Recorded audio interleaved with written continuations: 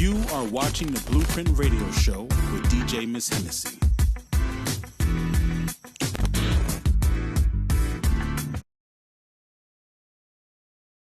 Good evening, everyone, and welcome to another exclusive interview right here on the Blueprint Hip Hop Soul Show.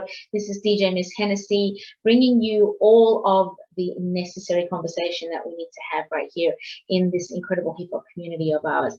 Tonight, I am so excited to finally speak to this incredible man. We've known each other many years. We've tried to connect over the last couple of years, but of course, COVID happened, lockdowns happened, and just scheduling and being parents happened. So I'm so grateful for his time tonight and just to pick his brain a bit, because he is an incredibly inspiring and intriguing human being. So I'd like to welcome to the show the amazing Randy Glazer. How you doing, brother? Chilling. Thank you. It is an honor to finally be here with you. And like you said, I know we've been trying to connect for a while, but you know, I'm honored to be here with you because you know you were that person that was like holding down all the street press and the media. You like if you wanted a good interview, it was Miss Hennessy that was doing that, you know, and the radio stuff. So I have so much respect for your journey, and I'm honored to be here talking with you tonight.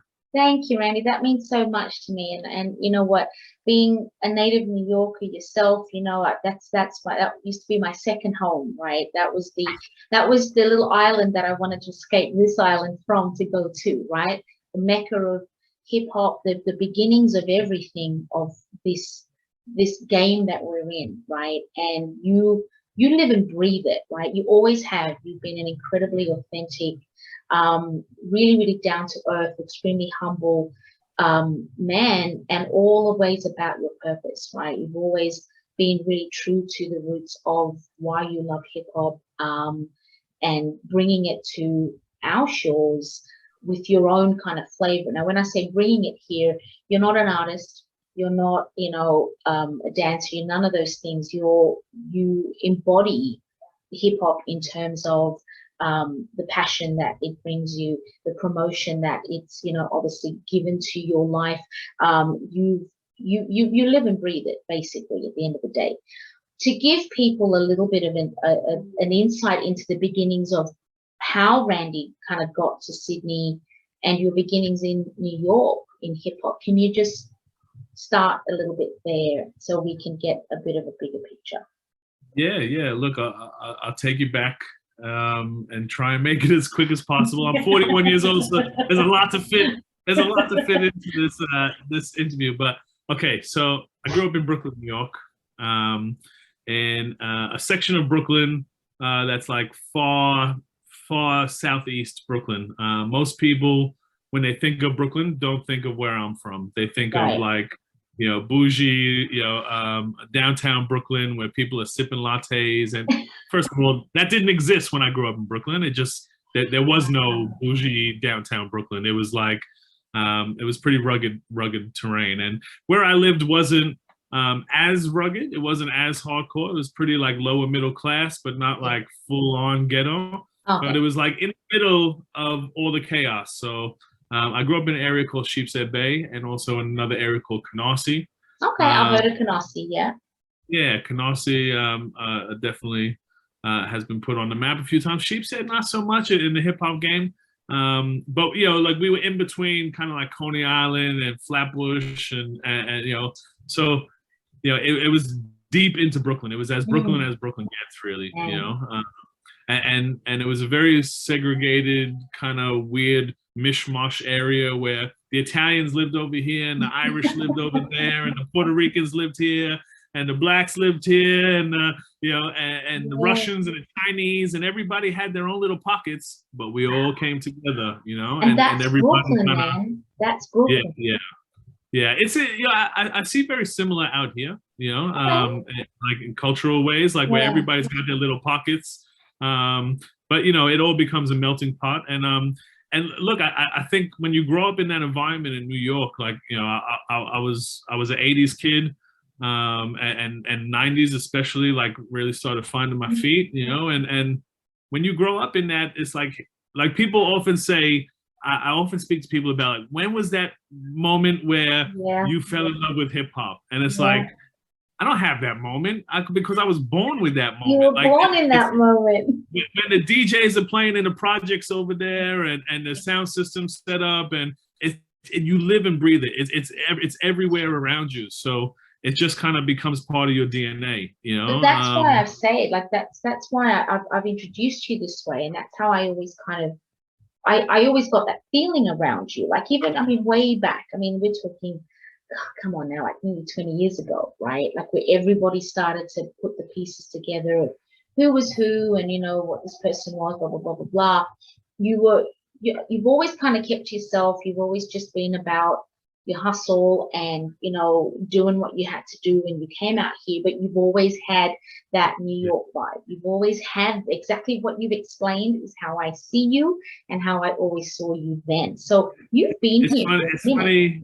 It's funny when I was younger, you know, and there's a lot that we're gonna go into, you know, in the history even, but like there was definitely a moment in time where, you know, I grew up around that, and then there was like this moment in time in my life where I just kind of went a little bit away from it. Like so my area, even though it wasn't super hardcore, like it was still pretty rugged. It's Brooklyn, you know, and I just kind of like sometimes I never felt like I kind of really belonged there. Like there was just something a little bit different about me and my friends. Like I kind of gravitated towards kids that were maybe a little bit more alternative at that time, you know, and you know, although we mixed amongst it or whatever, but I think there was this point in time where we were like we bounced a little bit from the hip hop scene and the hip hop world and the kind of Brooklyn world. And got on trains and started hanging out in the village and like hanging out with like the skate scene and the ravers and the drum and bass and the jungle dudes. And so I definitely like had this moment in time where I kind of went like a little bit left, you know, but that whole time, even during that time, hip hop was still there. It was always there. Well, like, listen, I mean, when you got TC Islam hosting the drum and bass events back home, and you got b-boys battling at the jungle events and stuff, like and even like I remember being at raves and stuff when I was into that whole scene and kind of going hard with that. The executioners would be playing at the raves, or you know, Jam Master Jay would be playing at the raves. So it was a very kind of like mixed childhood that I had, but I definitely like explored beyond my neighborhood, you know. And you know what? There's a bigger world out there. I'm glad that you brought that up because I think at some point in all of our careers and all of our journeys, obviously within this hip hop community, we've all taken a step back. I think sometimes you have to. As much as we love it, it can be so consuming.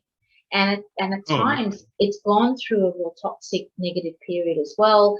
I always found too, growing up here, I'm South African born. I came here when I was 12, born in Johannesburg. So that's its own little entity, its epicenter of, you know, racial turmoil, you know, coming with its own baggage and coming to this sunburnt land as it was always sold to so many of us. I came here as 12. So I've been here for a minute.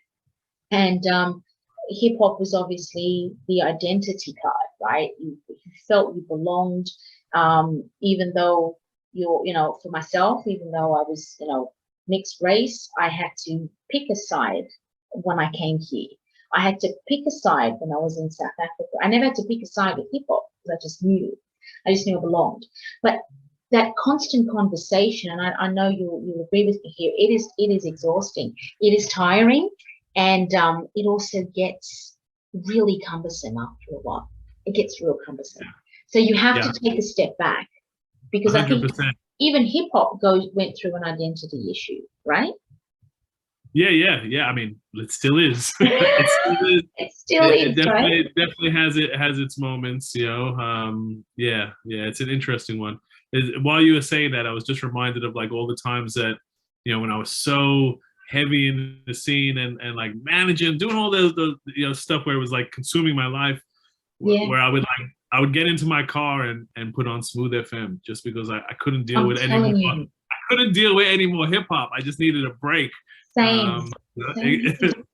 Yeah, it definitely kind of gets like that.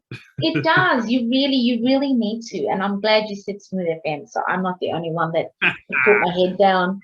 You know what I'm saying? Me and my boy Mystery talk about it all the time. It's quite funny. You know, we like. Did you hear the competition? You got to go. That competition. Well, Aggressive. they need to change that competition because no one can guess those names at all ever in life. That's why the money will keep going up, and then they're never the winner. I hear you. But yeah, digging a little bit back because I know I kind of went a little bit all over the place with that. But you know, I think growing up in that environment, you know, hip hop was always there, and you know, I went to high school in Coney Island, which is a pretty rough area of Brooklyn, and look, I had this point in my teenage years where I was like, school ain't really doing it for me. I was always, you know, in like the small classes and, you know, a pretty intelligent kid growing up. And I just went like, I'm not really fitting in here. I'm not really liking it. There's something more for me out there. So I left school at year 10 and I got into a program. My guidance counselor at the time and my parents were like, you know, listen, if that's what you're going to do, you're going to do. But there's other options out there. So I got into this program, which was pretty kind of exciting and interesting at the time. And I didn't think so, you know, it took a little while for me to see it, but it was called City at School. And it was kind of like you work various internships for high school credit. So I left my high school, Lincoln, in Coney Island, and I started getting on the train and doing internships in the city. And one of the first internships I got was at a spot called AV8 Records, which was a label that, you know, for the heads that dig, you know, I'm sure they got plenty in their catalog, but it was owned by Armand Van Helden. There was people like Fat Man Scoop and all these like people coming through on the regular, and it was a pretty exciting place to be as a young kid, just kind of doing the kind of like meaningless tasks that they didn't want to do, you know. So I'd be there. I remember being there as a young teenager and like filling the envelopes, the mail outs for the vinyl and stuff like that, and putting all the address tags on it, and, you know, taking it all down to the post office.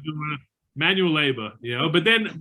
But as a reward for doing that, I'd be able to sit in little studio sessions and get to see what the bigger kind of thing was, and it was a great opportunity.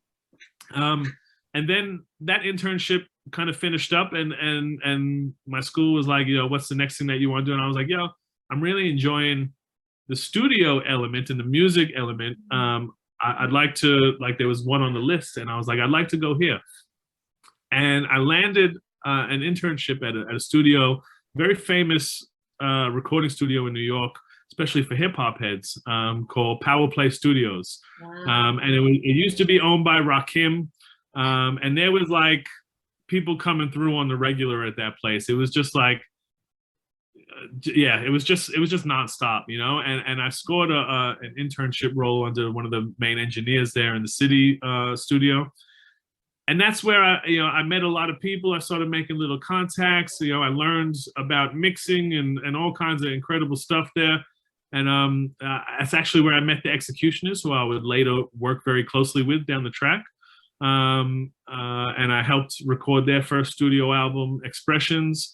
Man, we had everybody coming through. I remember, this is a crazy story. I remember one time the engineer just didn't want to deal with me that day because I was like the annoying assistant engineer, and he just wanted to do his work. And I remember he sat me in like a studio where I would learn like editing software. Yeah. And he gave me an Akinelli track and told me, okay, I want you to make a clean edit of this. Oh no! You'd be there for hours, you're make a clean edit of an Akinelli track. Like, you'll be there all day. That was his purpose. That was his purpose. So anyway, these kind of things were happening around me, and I was making connections and seeing the big like industry cats coming through, and I made a decision. I left that studio and I went to audio engineering school to try and like further myself and come back. That didn't really work too well. The audio engineering school was kind of shit, and, you know, it was a lot of theory, and I got a bit bored and wound up smoking a lot of weed and, you know, bouncing from there. And then things happened, and I met an Australian girl, and she fell pregnant. and I wound up coming to Australia.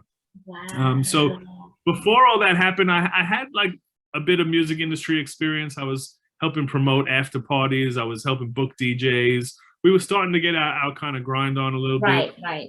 I was making some connections, but it wasn't really until I got here in Australia that some serious moves were made. And I think like a part of that was, it was a number of things. You know, it was like I was the New York kid in a foreign country, and that kind of made it easy to open doors a little bit. But also, the doors were just naturally easier to open because there wasn't as much competition. You know, in New York, the Mecca, you got to imagine, like, you know, there's more people in New York than the whole freaking country here, right?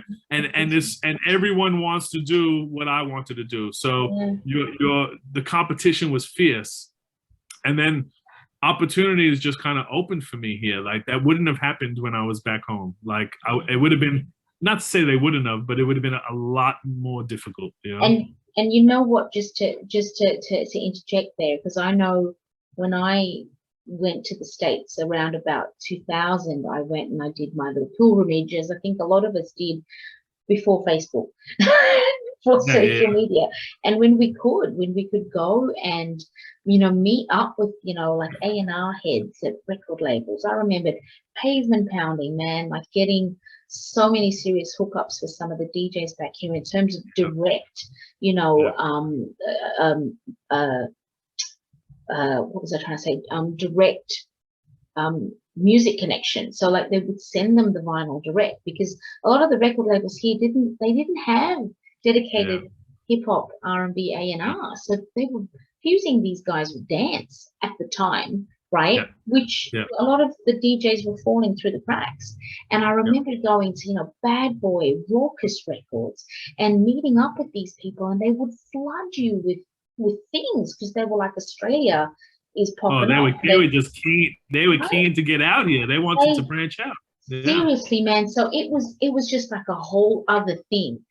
So yeah, like, you know, I just remembered that vibe of, wow, this is different. Like you could get meetings with A&R people in New York. They wanted to see you. They wanted to talk to you. But I did get that feeling of, man, if I moved here, I'd be just another number trying to be recognized in this huge city that is already saturated with its own people trying to work and represent hip hop. And I was actually told by the late, great Chris Lighty, when I got to meet him a couple of years before he died, man, that has sat with me for so long. And I remembered meeting him, and he was like, you know, I could give you a job today in our office. We have a lot of opportunity. You could work here. This would be great. But you are doing something here for your own country. So why not go back and be somebody in your own backyard? So he wasn't telling me, no, I don't want you here, go back. He was actually saying, you're incredible. So go back and do what you're doing here, there, and be somebody back home. And it literally, Randy, I swear to God, it just, something went off, and I went, I don't need to be here doing this. Like, it's great to feel a part of that, but this is where I needed to do it and help to build the foundation. So I took that to heart, and I'm really glad I did. I think Australia is very grateful that you did. You know, I think it's you've been a blessing for this country, and you know, it needed people like you to be the bridge. You know, to really kind of, you know, help facilitate that exchange of information. You know, which was very difficult. Like people, these young kids just don't understand what it was like. You know, we didn't have everything. Forget about social media. We didn't even have email. You didn't even have a computer. So you were like collecting business cards and handing stuff out as much as you could, and calling people and getting phone cards that you had to put codes in just so you can call overseas. And then having to find a clean phone booth that didn't have like urine stains or smells, and you're there with the phone and you're picking it up and putting it on. Like literally, we were the epitome of hustle, and I'm so glad we were like that. because it's given us that steel backbone, man. Like, it's just, I am so grateful to have been a part of that era of hip hop, and to have been able to see it cultivated here, and have people like yourself, you know, with your knowledge and with that New York essence, to come here and do what you were doing here, you know, with all of us. I think it's so important. The thing that I think worked to my advantage, or not even to my advantage, I'd just say that I think how I got a lot of respect from my Australian peers is that there were other Americans who came here and came with this attitude of like, I'm from America, I'm from New York, you know, I know better than you, and tried to like throw weight around. And I've never been that kind of person. I've never, that's not in my makeup kind of thing. So I came here and I studied who are the people, who's like the gatekeepers, who's the people that are hustling, who's the dope beat makers, who's the people doing labels. And I tried to map out what was around me, and then and kind of approach it and try and get down with it in a very respectful way, you know. And I think I watch a lot of Americans come out here with total opposite, you know, of like, you guys don't know hip hop, you know, and that, like, that was always whack to me. Yeah, and you know what? Get it very wrong. We might not know the New York brand of hip hop, but we do know what we're trying to do. And I think you want to know what the crazy thing is?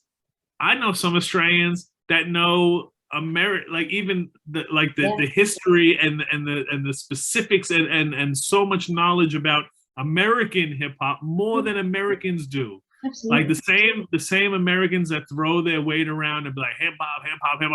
Yo, I got cats that will like some of my Australian friends and colleagues here, like they are like libraries of information.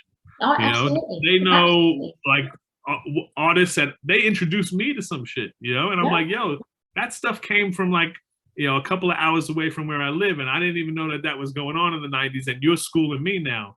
So absolutely. I mean, look, I went to high school with a couple of dudes that were, you know, at the time, we call them bombers. So they used to be like graph artists and, you know, the trains and stuff like that. And I thought that was so cool. I had friends that did that sort of stuff, you know what I mean? And, you know, so like tagging stuff, and it was all that kind of stuff. And these were like just, you know, white guys that were living in the suburbs that were listening to, you know, Digital Underground and NWA, and introduced me to like Brand Nubian and all that sort of stuff. And I'm going, what? You know, it blew my mind. And then you're right, to like years later, you kind of find your tribe or your people, and a lot of the expat Americans would come over, and it was extremely, the bravado was, you don't know what we know, like you don't know us. And it's like, well, no, we're not trying to tell you that we know more than you, but we do know other aspects of what this is all about. And you know, I would say, you know, not everybody, but definitely I felt like when you grew up in New York, like you were consumed with New York hip hop. So sometimes our knowledge of hip hop didn't go far beyond that. There was scenes popping off all over the place. You know, we get the Snoop, we get the Dre, we get the big news, but there was like this whole world of West Coast hip hop and down South hip hop that just didn't ever really get to where I was. Like, it didn't get to my ears. You know what I'm saying? That's crazy. I'm so glad you said that too, because my husband is American, and he's he put me onto the more of the West Coast hip hop, I think, than I thought I knew, because he loves West Coast hip hop, born in the Midwest, but was sort of raised in, part of the military. So a lot of his career was in the West Coast. So he's Cali, and some of the West Coast stuff that he put me onto, I'm a New York girl, I'm an East Coast girl. That's just how it's always been for me with my hip hop. But you're right, because when you listen to the West Coast stuff, the ear, the vibe, the entire narrative is so different, yet it's still hip hop. But you're so imbued by that East Coast sound that nothing else matters. And I remember I used to be like that for many years. Even when I started my DJ career, it was just New York hip hop. It was East Coast. Yeah. And I think when you start to grow as a person, you start to let the other music enter, and then it just grows your whole understanding of what it is. Now I seek it out in other countries. You know, like I'm seeking out hip hop anywhere I can. You know, like Really? I don't even care if I don't understand the language. I just like just give it to me. It's even cooler if you can't understand it. It's all about the beat and how it makes me feel. I love it. It's pretty crazy. I mean, I think this is with any music, but definitely like even with hip hop and you know, the lyrical side of it, like language doesn't matter. Like I could listen to a track of some Swedish hip hop and tell you like that's dope or that's whack. Like, you know what I'm saying? Like you hear the flows, you hear the beats, you hear the kind of wordplay, I guess, you know, and everything, and you can just be like, yo, these dudes are on it. Absolutely, man. Absolutely. Now, getting back to you, so obviously you've done radio here. So let's talk a little bit about your radio or your time on radio. Yeah. What that sort of exposed you to, and how you were sort of, you know, viewed with being in radio here in Australia. Yeah, so it's quite funny. Like radio was actually, I think, my doorway into the Australian hip hop scene. Yeah. Mine too. yeah, it really opened up a lot of doors and made a lot of great connections. So I was just kind of meeting people, going out, partying and stuff like that. And I met a couple of close friends, people who became close friends. And I was asked to do a co-host a hip hop show on Bondi FM. Wait, we'll go back even further. So before that, I started doing traineeship with, I caught wind of FBI were just launching. They were just kind of getting ready to launch, and they started a traineeship program. And I joined that and kind of learned some skills and met some kind of heavy radio people in the community radio game, and started doing overnights on FBI. And I was really like, I loved it. Yeah, I used to get in there like, you know, I can't remember what time it was. It was like 10 p.m. till like 6 a.m. Oh, dark 30. I would come with my bags of CDs and, you know, and like a 12-pack of Red Bull, and I would just sit there by myself and just play music all night and talk shit. And I used to get a lot of people like calling in, you know, just being like, yo, I'm driving, loving the music, keep it up, whatever, you know. And it was like it was a real cool thing for me to do, and a growth period for me. And then I got asked to host The Bridge, their show The Bridge, for a while, and I did that. I got some other little opportunities with FBI. I did like a Big Day Out special one time, which was pretty cool. But then an opportunity came for me to through some friends. They were like, listen, we want you to co-host this hip-hop primetime hip-hop show on Bondi FM. It's right, the studio's right across from the beach. You're gonna love it. Come down here, meet everybody. Cool. So I went down with my homegirl Ran-Dee, who was my co-host, and we met the guys there, the owners of Bondi FM at the time, and they were super cool, you know, just like super cool dudes. And they were like, yo, come through. We want you to host this show. Let's do it. Right. So I was like, okay, cool. And it was just this really cool kind of laid back environment. You know, we had like Bondi Beach over here, just miles and miles. Spot. It's a really nice spot to have a radio. It wasn't very kind of like it wasn't very policed. No. You know what I'm saying? It was very much like, it was very chill, you know? And yeah, we did that. I think I'm gonna say for like, I feel like it was for about 4 years we did that show.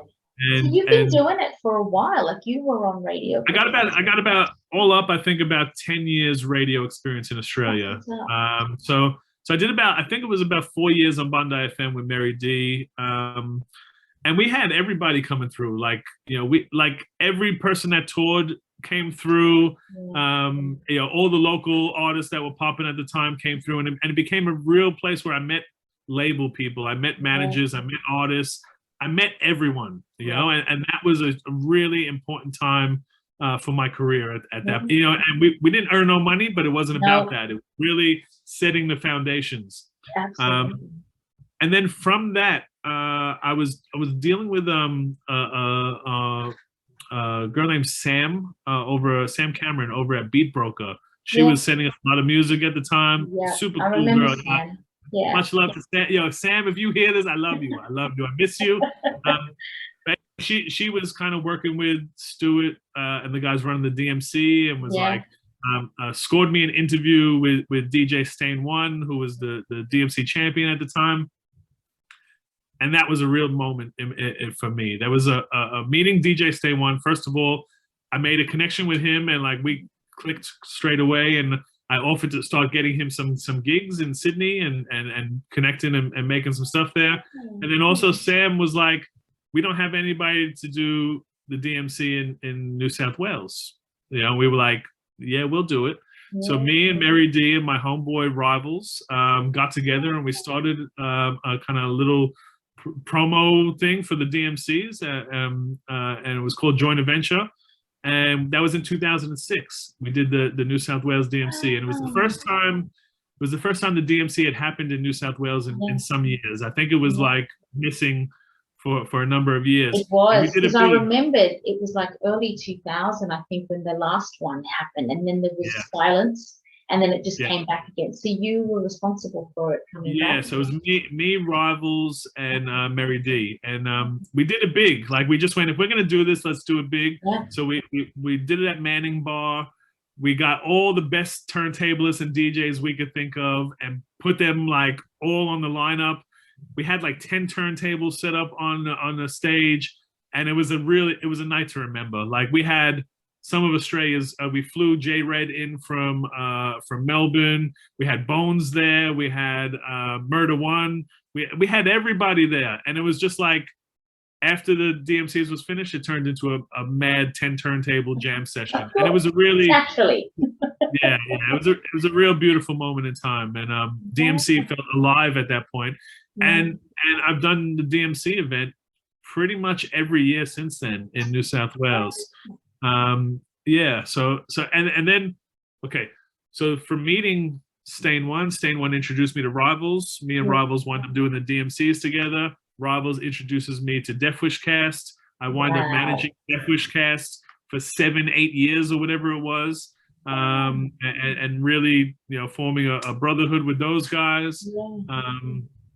Then I was managing Dielectrics and working with VJ Spook and managing him for a while, and the list just goes on and on. Then like from like 2006, it was just like this moment in time where up until like not too long ago, where it was just like insanity. You know, we were putting on shows pretty much what felt like every weekend or every second weekend. There was little club shows happening. We were bringing out artists from overseas. We were booking artists at other shows that were happening. It was just it was a lot of fun, but it was also a very stressful time of my life. Oh, look, I take my hat off to you guys. Like the agency side of what you do is extremely taxing. And you know, to pull off an event, no matter how big or small, people don't understand what goes into it, man. Like I've been behind the scenes seeing how it works, obviously helping with the promo from the radio side for many years, and then as a writer and then as a music journalist on that end, trying to get promo when artists come out. But that's only a small portion of what it is. It's not just I mean, look, that, right? It's huge. 100%. 100%. Yeah, it was. I have so much love for doing that kind of work, and I love being on the road. I love putting on the events. I love watching people enjoy themselves at the events. But it was an absolute roller coaster. My life I've never had so much of a roller coaster in my life where, you know, we'd hit the jackpot and we'd do a great tour. And, you know, I toured some of my childhood, like people I idolized, you know, and got to work really closely and form friendships and make a lot of money with people, lose a lot of money with people, you know, like Russian roulette. Man, we toured people like legends. We toured people like Masta Ace and the Beatnuts and J. Rue the Damager. Worked on shows with EPMD and Jurassic 5 and you name it. We've been all over it. We've worked with most people that I ever wanted to kind of like do that with. Do business with in that way. We were either putting on their tours or shows or working for somebody else, like another promoter kind of thing. So I've got stories for days, but there was like the reality of it is like it wore me down. It really wore me down because I wasn't rich. I didn't come from money. I didn't have lots of money at that time. I had passion and I had a desire and I had a lot of hustle. I didn't even have business skills when I started that shit. Nobody ever taught me any of this stuff. I taught myself, on the go. Like, you know what I'm saying? Like, yeah. Like what? I have to keep receipts? What are you talking about? I have to file taxes? Well, I don't understand that. Yeah. So hit the ground running, man. And that's how it was for a lot of us. There was no template. Yeah. I think there was no template. We created the template for here. And I say that with pride in my words. We created the template for whatever it was. There was no, this is how you do it. Now when the kids are coming up, this is how you do it. Thanks, you're welcome. But back then, oh, did I have to do that? Oh, I didn't know I could charge that. Oh, I didn't even know I should charge. Really? The people that did know, usually wanted to keep that knowledge and it wasn't necessarily a knowledge that was shared, and I think to some extent you had to earn that kind of. You had to, there was good and bads about that. It wasn't like this free knowledge for everybody. Here you go, everybody do what you want with it. It was like, you got to earn your stripes. Yeah. You got to pay your dues. And I think that I respect that in some way. Like, you really had to kind of like get your hustle on and prove yourself, show and prove straight up, That was very New York of them, wasn't it?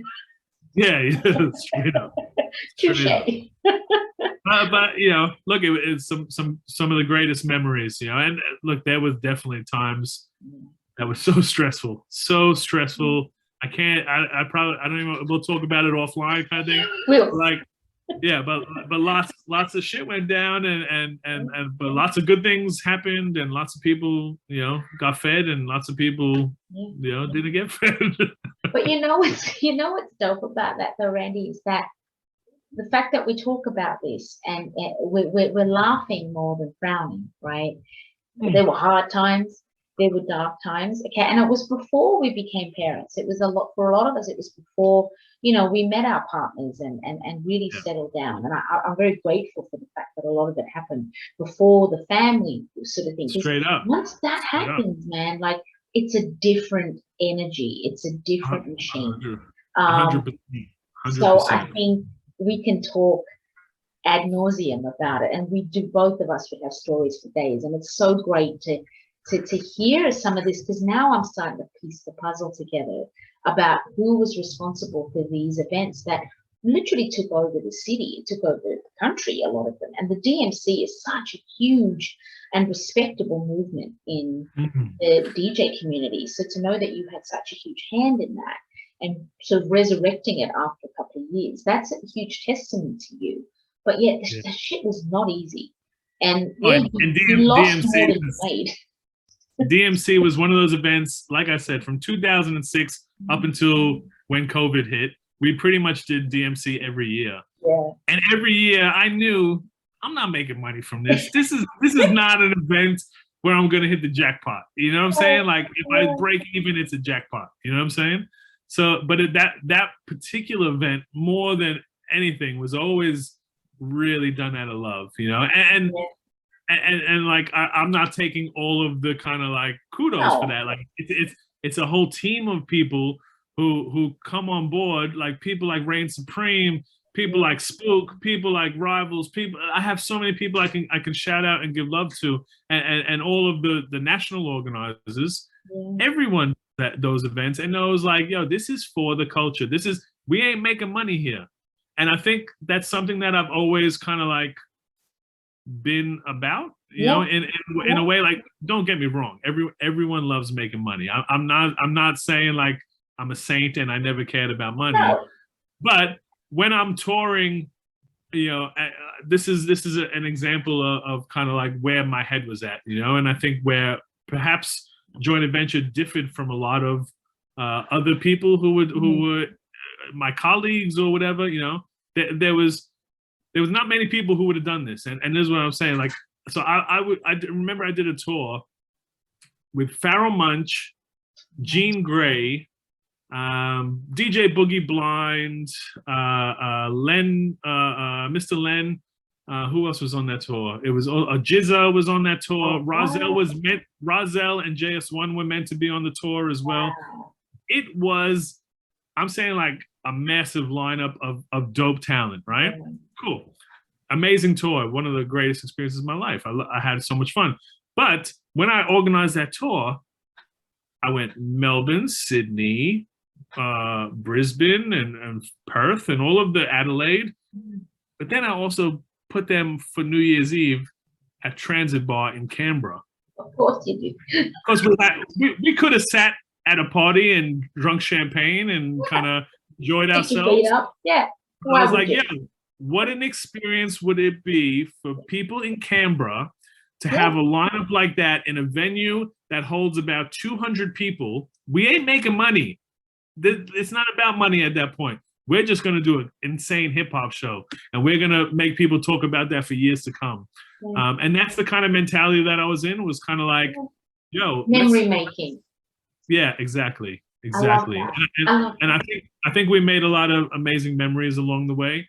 Lots of times people, like, it's a pretty thankless kind of job sometimes, because lots of people don't know that, like, those memories that they had, that you put in months of hard work to make that happen. It's you know, they remember the acts that perform, they remember this, but they're like, you're in the background as a promoter. You know? And I think a lot of the time too, and I'm glad you brought that up, I think a lot of the time they just think these events just happen because they just happen.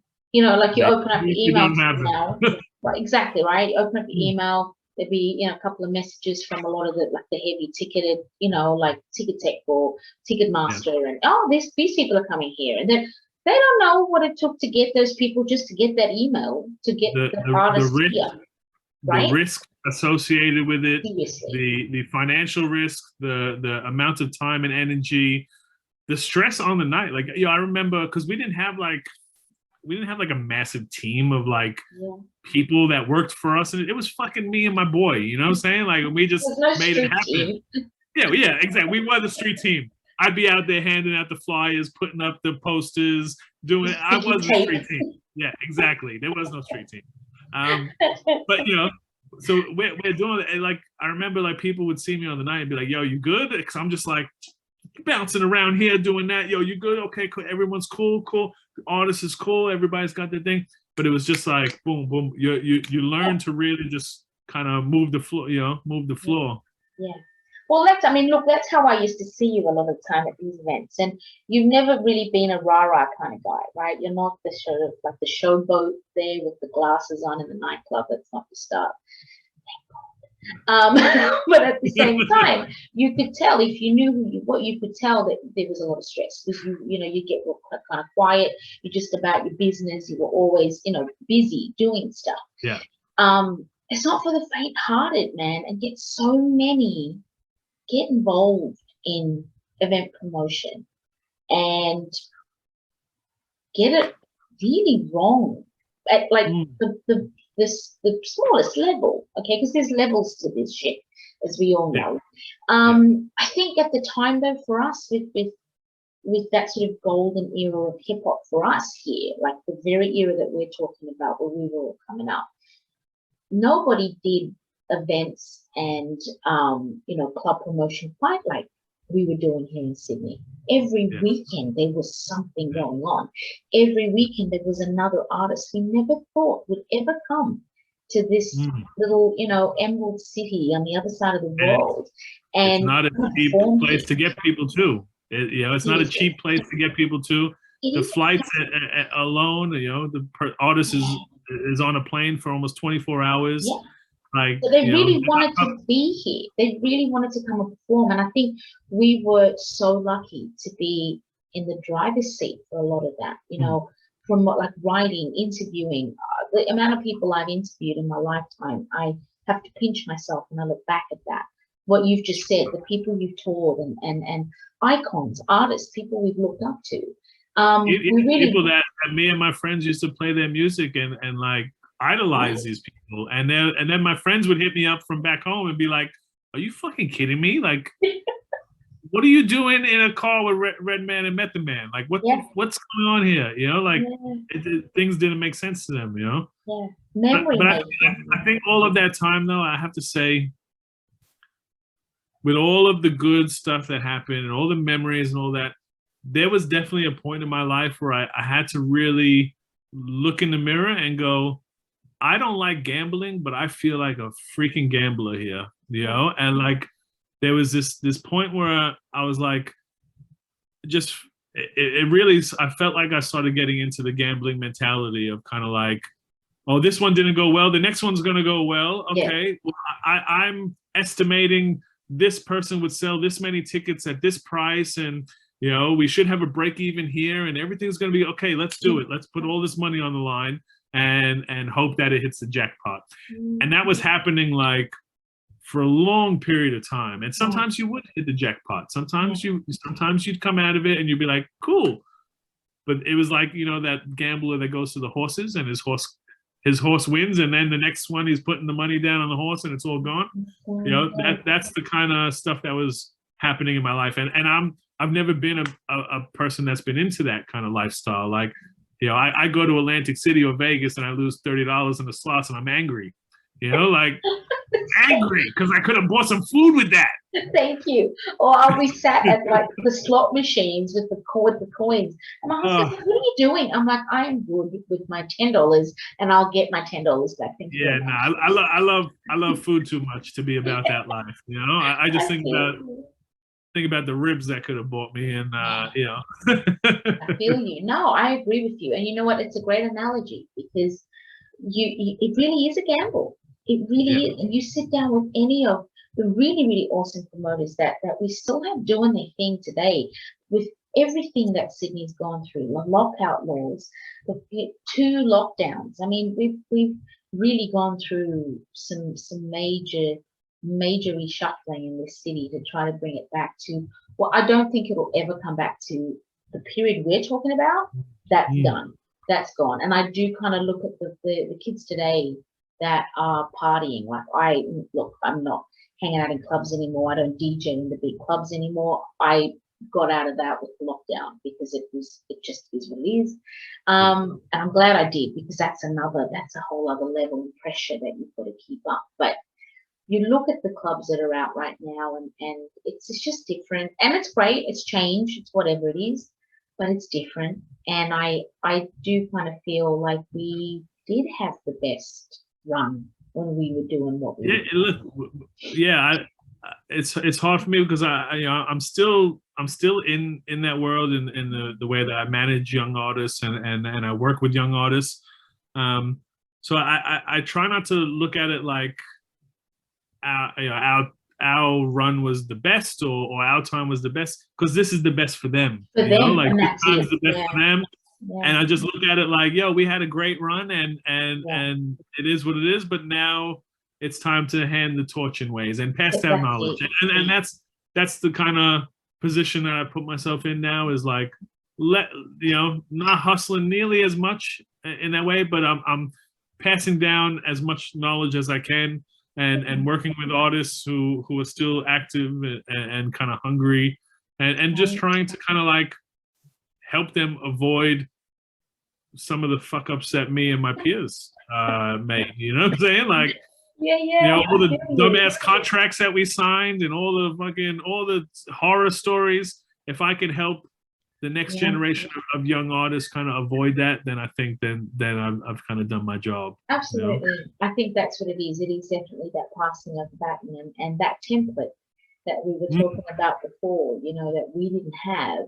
Don't give everything away, because I think you're right. People do have to earn that sort of upper room of knowledge that we've all had to, you know, and at some stage.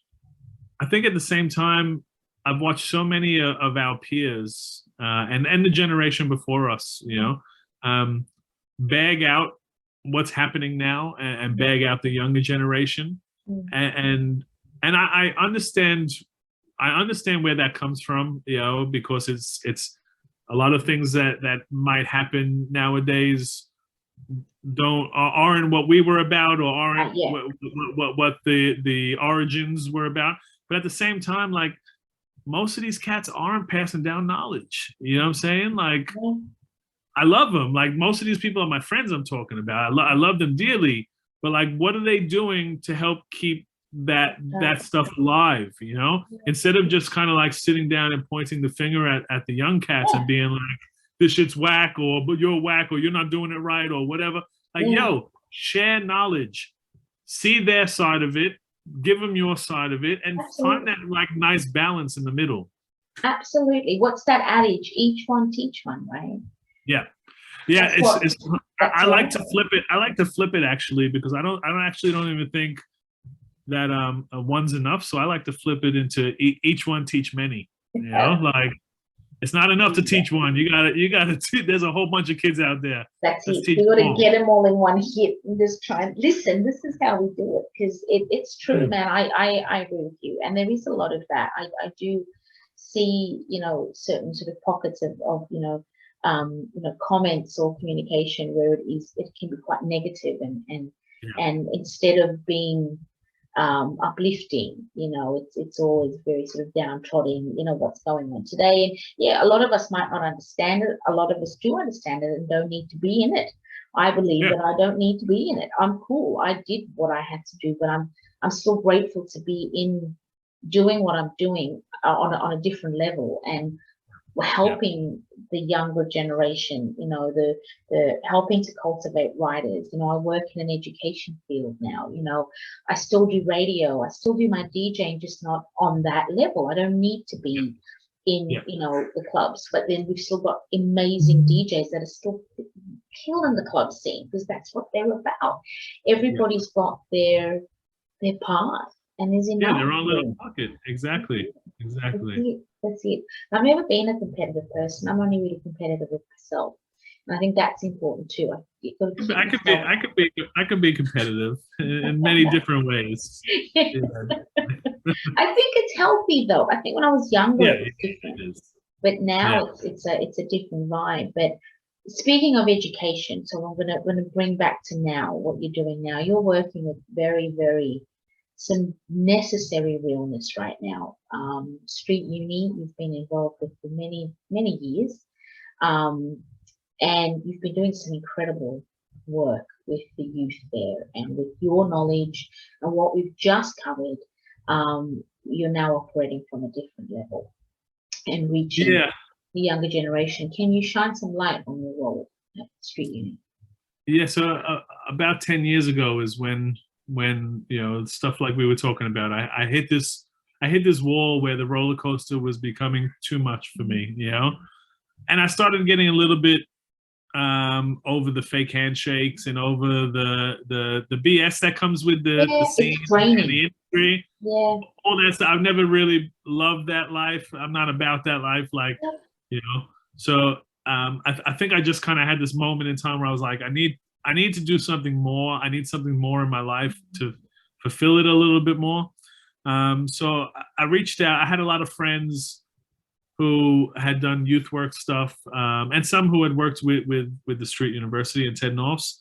And it was kind of like, whoa, there's this place that like fuses hip hop culture with helping out kids, you know? And I was like, man, this sounds really cool. Like, let me just reach out to them. I'm pretty sure I kind of like cold called them. I didn't even know if there was a job available at that stage. I think I just like sent them my resume and was like, I have no experience doing youth work, but I am a father and I grew up in New York, and you know, this is who I am and my story, and this is the struggle that I've been through.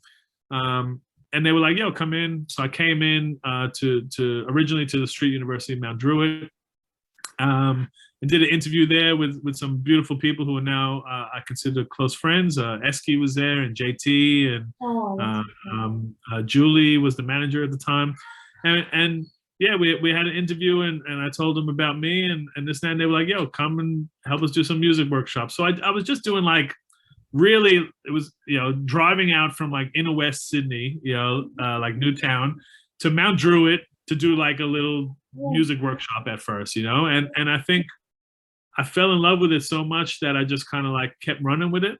It was good for your soul too. It really was, man. It was like this. It was, for me, it was like a return to proper hip hop culture. Does that make sense? So 100%, 100%. Yeah, like community and hip hop go really hand in hand, and that whole mentoring thing and that educational vibe. I totally agree. And when you're in the industry,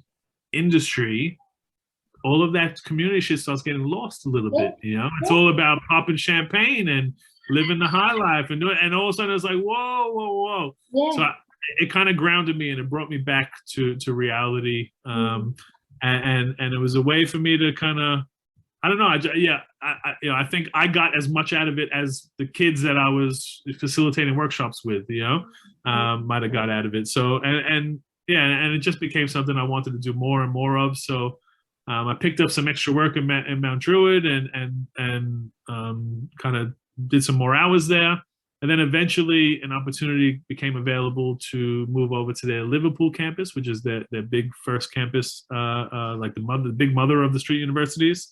And I did a senior programming coordinator role there. And I'd been doing that for years. And then I moved into a management role at Street Uni Liverpool. And then just last year, I think it was last year, I moved into a national digital manager role. So I now look after all of the events and all the virtual content. So when COVID hit, we realized that there was a real need to develop and create a way to stay in contact with our young people at a time when there was so much unsureness about what was going on in the world, and everyone was locked away in their houses. And we were like, okay, cool. And we just like blitzed it and developed a whole kind of live virtual platform. And I've been managing that now and working with all the teams around the country and developing a lot of their engagement strategies and, connecting with other stakeholders and building events and doing all kinds of really cool stuff there. And it's been an amazing journey. I've been there for almost 10 years now with that organization. And incredible. I knew you were there for a while. I work with amazing people that you know very well. Like, a lot of our staff, our engagement staff especially, are all like old school hip hop dudes, like we got MC Trey working there, we got Mystery working there, we got Izzy, we got Eski, the Kamikaze, the list goes on and on. Like everybody's kind of put their time in, and has really been kind of integral parts of the foundation of the local hip hop scene, and now just passes on knowledge to the young people, and it's it's an amazing space and an amazing program that kind of doesn't turn a blind eye to any young person. 10 to 25, doesn't matter what your circumstances are, what your situation is. 10 to 25 years old, we're good, and we have all of these, like this suite of creative arts programs and life skill programs and opportunities for young people to kind of turn their passions into professions. There's a real focus on kind of like, how do you turn your creativity into a career? And we've got programs where we teach them about, registering an ABN and how do you send an invoice and all of these kind of amazing things. Man, the blueprint. I love that. Yeah, and a lot of amazing music being made. A lot of amazing music being made. Like a lot of the kids that are killing it in the local scene now have all been my little clients. Have all been. I don't even like to call them clients. I say students. Or young people. They've come through and been a part of our programs, and now I get to sit back and watch them be like the biggest stars in Australian music. people like 1-4, people like A Girl, Yeah. you know, even L Fresh started out as a young person in Street Uni, and the list goes on and on. Jessica Jade and CG Fez, and the list goes on and on. You know, there's all these kind of young kids who are dominating Australian music, They really Australian music, They and really they are. were, yeah, they were kids that came through our programs, you know. That's what's up, and it's come full circle for you as well, because it's brought you back to the honest core of what, you know, a real hip hop adventurer, of what his life is about, right? So you got off the roller coaster of the intensity of what you loved doing with promotion and everything, and to actually have to regulate yourself and bring it back to the core. I think, again, I think everybody has that happening to them, but I don't know if everybody accepts that call.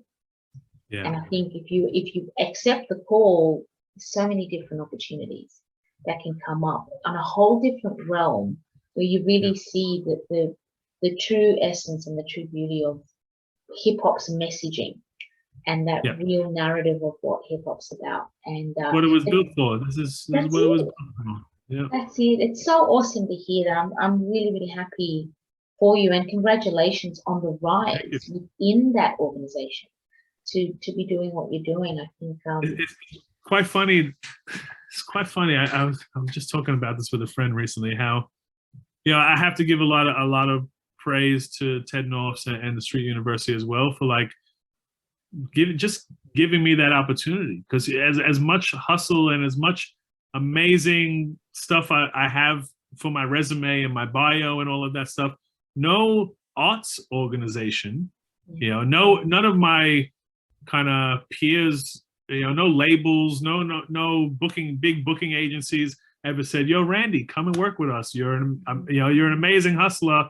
We would love to have you here. You'd be an asset to our company." Nobody ever did that. And they were like, "Yo, there's somebody here who is going to hustle as hard as they can and put their heart into this," you know, and that's why I've been with them for 10 years, you know.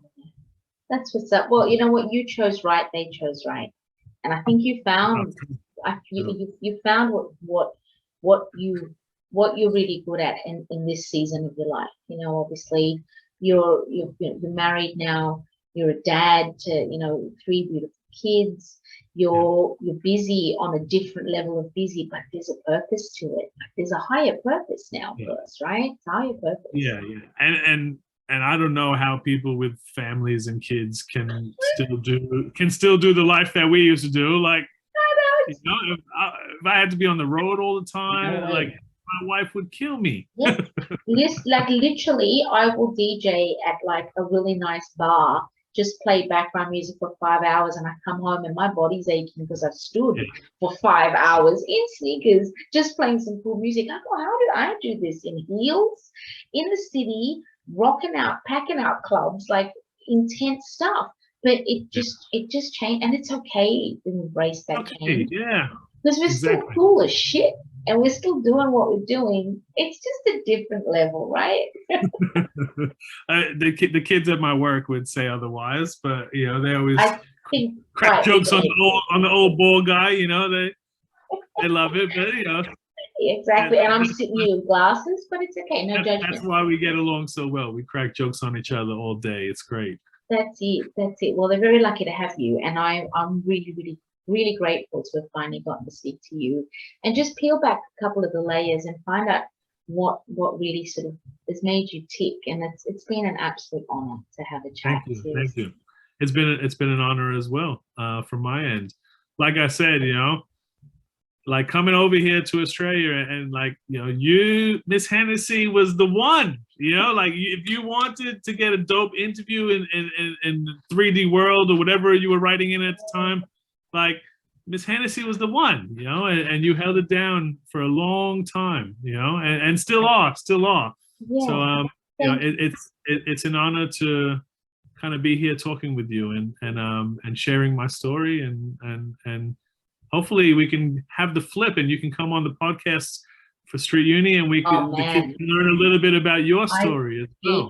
Honored. I would be so honored. That'd be really awesome. That would be really, really great. I mean, anytime we can talk about, and there's been a lot of similarities too with so many of us, because we all came up at the same time, but we're so busy trying to just sort of pay attention to that growth and that career hustle, and you forget to stop and sort of look and go, hey, we're probably going through the same things. Like the community radio connection, you and I was on 2RDJ at the time, which was huge out in the Burwood sort of area, just like killing it on radio, and you were doing the same thing like with FBI, and it was we didn't even get to talk about the I think 3 or 4 years that I was on SBS Alchemy Radio with Queen G and you Jonah. were on that. Ooh, those were Alchemy. I have to say, as much as I love my job at Norths, I love Norths, and Street Uni. That was like, for me, that was like an amazing job. We were getting paid full-time wages to rock up at SBS and make radio 5 days a week. Like, it was just, we had Nick Toth DJing for us. We had all like the premier people for all their little pockets, Shaza T was there, Queen G. It was such a dope environment for us to really express ourselves and play music from all over the world. Like, that was a great time in my life, I have to say, where I was like, I'm full-time working at SBS. Like, I'm good. That was a coveted role too. There's a lot of us, as you said, like with community radio, we didn't get paid. You just didn't love of as much as I love radio, that was the thing. I had to sit down and look at it and be like, there's only like really Hal that gets paid to make radio. Like, I'm not taking Hal's job. He's very comfortable there. Hal, if you ever need to leave, holla. But like, there's already a lineup of people waiting for Hal. I was like, Hal's operating. Hal's operating on a different level, Randy. Let's just straight up. And I was like, you know what? I love radio, but like the amount of time and energy that you got to put into that stuff to do it for free. Yeah, it was great when I needed to make those connections and I needed to build my profile, and I was getting other things out of it. But I hit a stage in my life where I was like, I have to give up this passion, because it's a lot to do it for free. I mean, I know my husband used to look at me like I was nuts, and he'd go, every Sunday, like you go in, it's 2 hours. It's only 2 hours. He's like, it's not just 2 hours. All the pre-planning that you had to do to get that 2 hours ready. The children, the kids would come with me, just up until I think before lockdown, and I had to then reevaluate stuff because it's very challenging. You take it online, it's not the same vibe. I'm old school. I want my radio studio. I want people, bums in seats. Let me look at you. Let's converse. Let's talk. So thankfully, the YouTube platform, I sort of dipped a toe in, and here we are. So we've sort of fused it over to this side, which it's about the conversation, it's about the connection, and I'm grateful to be able to do those things and still be able to do it and have these conversations. I think I'm grateful you are too, kiddo. Like, it's really good to see that you've got this platform building and you're doing your thing, and if there's anything that we can do from this side to help you, and I'm just going to watch you keep progressing it and building it. Yeah. Thank you, sir. I appreciate you. Well, listen, thanks for your time. We will definitely, and I mean, as always, we're always in each other's corner. We see what's happening. So it was just nice to chop it up with you tonight. So peace and blessings to you and your family. Wonderful holiday season, and just thanks for being you, man. It's just dope. Back at you, wishing you nothing but the best and health and all that good stuff. Thank you. Thanks, Randy. Talk to you soon. All right. Bless up.